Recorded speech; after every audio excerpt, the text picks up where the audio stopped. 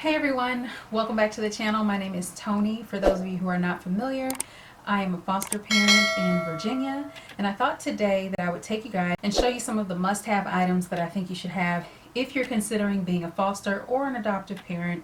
These items would help you out either way. The first thing that you really want to have is a place for them to sleep. It sounds kind of no-brainer, but when you have a child coming in, especially if you have an age range like up to 11, which is my age range, or an older child, you need to have accommodations that are going to fit that child's need. If you have an infant coming, you need to have something like a bassinet or a crib. Or if you have a toddler or an older child coming in, you need to have a bed, some sort of place for them to sleep. I have a triple bunk system up in the kids' room. I have a crib and a bassinet. I have playpen, all sorts of things. The other thing that comes along with that are bedding for the bed, waterproof covers for your mattresses, because sometimes the children on their first night in the home or the first week, whatever it might be, they might wet the bed. If the children aren't potty trained, they'll have accidents, so you want to have some sort of waterproof cover for your mattress to keep it in good condition, because you may have a lot of kids coming in and out of the home, and you want to make sure that that mattress lasts you for a good while. The other note with toddlers is if you're going to have them in a big bed, a big kid's bed, you want to have one of those railings that will protect them so they're not rolling out of the bed and falling onto the floor. You want to have something like that up so that they are safe. A huge money saver and time saver and just stress reliever are extra clothes. You want to have a good stash of clothes in a wide variety of sizes just on hand for when the kids come into your home. I have baby clothes, I have diapers, wipes, I have bigger kids clothes, and I really need to restock on my bigger kids clothes, because as the kids come in and they take items, you have to replenish those items. I'm not going to pull those items back from the kids because I want them to go home with good clothes and shoes, socks, underwear, all of those things that they may have come to you without. A lot of people don't understand that foster children really do come to you with nothing. Sometimes they'll have a trash bag or just a backpack with a few items that the workers kind of rushed and put in a bag when they were removing the kids from the home. And that can be really difficult when you get a kid at 3 in the morning and they have nothing with them. So just having some pajamas to put them in, socks, underwear, some of those things just to get them through the night are really helpful. But to save you that trip to the store the next day, it'd be good to have clothes on hand. In addition to having clothes on hand, you want to have hygiene items. So if you have kids that are very young, you might need things like diapers, wipes, pull-ups in different sizes, or for older kids that might wet the bed, that have those challenges, you want to have those nighttime underwear for those kids. If you have babies, you want to have sensitive shampoos, body washes, toothbrushes, toothpaste, deodorant for the older kids. Those are great to have on hand. If you have teenagers, sanitary items for the girls.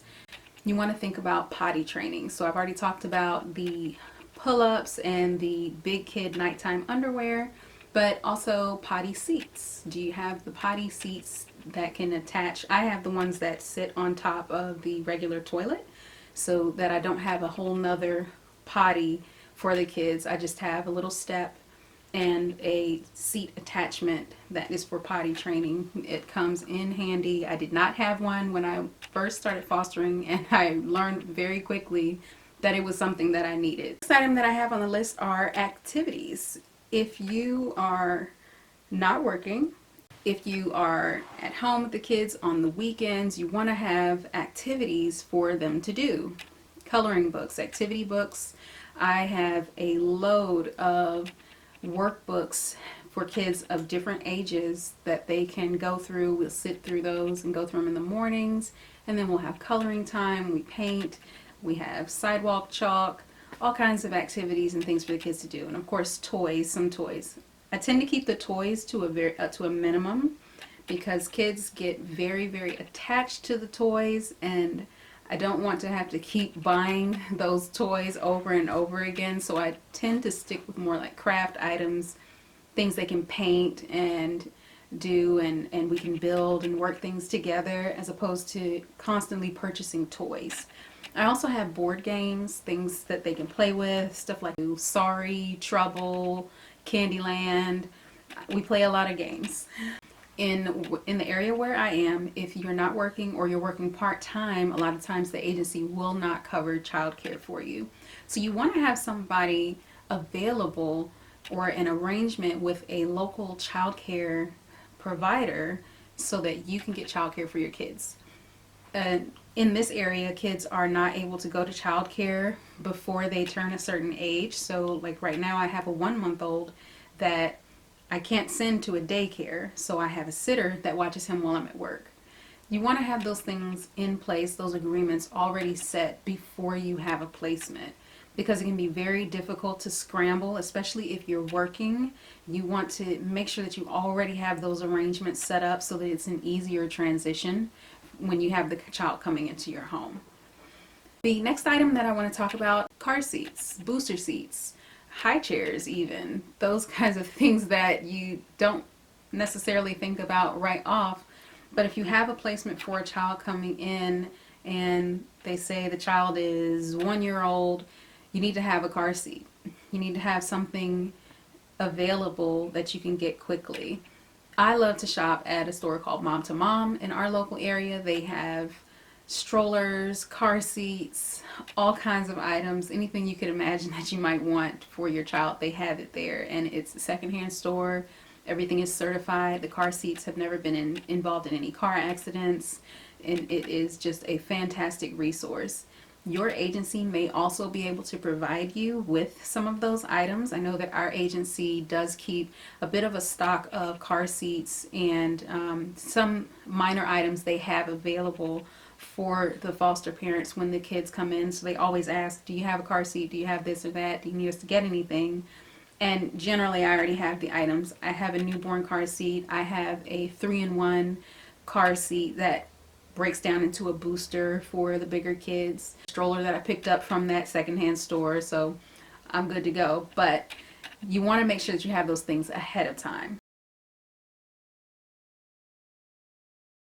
The next two things that I'm going to talk about are not necessarily tangible things, but they are a huge help when you are deciding if you want to be a foster or adoptive parent. The first thing is a support team. You want to have a good support system of even just 1 or 2 people that you can talk to about things that you're going through as a foster or adoptive parent. There are quite a few challenges that you're going to go through, and you're going to need some people to talk to about what you're going through. I am a single foster parent. I don't have a partner. I'm not married. And so all of that responsibility rests with me in caring for these children. So I rely on certain family members and a couple of close friends to help me out when I need a little bit of support. Talk to them about what you're thinking about doing, being a foster parent or an adoptive parent, and see what kind of resources they can provide you. I know that I have a family member that's always giving me clothes for kids to store, and also diapers and wipes, anything that they come across. They're like, hey, here, I found these items and I thought about you. Here you go. And I'm always so, so grateful for that assistance that I receive. You want to make sure that you have some patience. This system can be very slow. It can be very challenging in terms of all of the responsibilities that you have in caring for the children, being a support sometimes even to their bio family, listening to the caseworkers, dealing with the guardians, dealing with the advocates, dealing with the courts. There's so many moving parts all the time, and you really want to make sure that you are patient with the system, patient with yourself, patient with the children. The children are the central piece to this whole foster care system. And you want to make sure that you're patient with them as they're going through this process with you. A lot of times they're anxious, they're scared, they're in a new place, they are talking to strangers all day, they can't see their families, their friends, they're not at their old schools, and it's very, very challenging for them. So a lot of the behaviors that they have, those things are coming out of a place of fear, out of a place of anxiety, and you really have to be patient with them, hold their hands, walk with them through the challenging times so that you both can make it through to the other end. I really hope that this video was helpful to anyone that might be deciding if they want to be a foster or an adoptive parent. Just keep some of these things in mind that I wish that I had known, some things that I did do in the beginning that greatly helped me in my journey of being a foster parent, and I will see you in the next one.